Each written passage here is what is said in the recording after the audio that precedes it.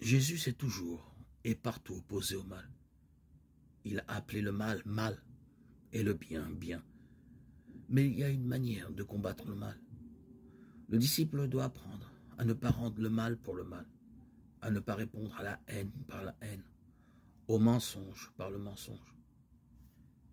Il doit apprendre à considérer les méchants aussi comme frères en humanité, comme prochains, et à être bon avec eux, avec des intentions loyales.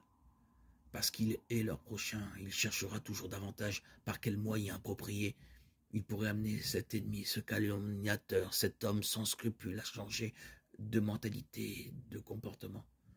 Leur vie et leur destin ne doivent pas le laisser indifférent. En fait, cela n'est possible qu'en croyant à l'Évangile, qu'en se mettant à suivre Jésus. Car le disciple aussi connaît trop souvent la tentation de rendre ce qu'on lui a fait, œil pour œil, dent pour dent, Matthieu 5, 38. Dans certains cas extrêmes, seule sa foi lui donnera la force de renoncer à la loi du talion et de souffrir l'injustice plutôt que d'en provoquer une autre. Ainsi, le disciple de Jésus prend pour lui-même et non pas pour les autres les exigences et obligations les plus coûteuses. Il sait d'ailleurs, par sa propre expérience, que marcher à la suite de Jésus sur un point n'empêche pas de se dérober à d'autres moments. C'est une raison de plus d'être indulgent, conciliant, bon avec les autres, et de briser ainsi le cercle diabolique du mal.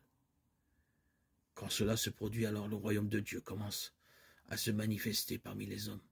Alors, le royaume de Dieu est présent au milieu de nous.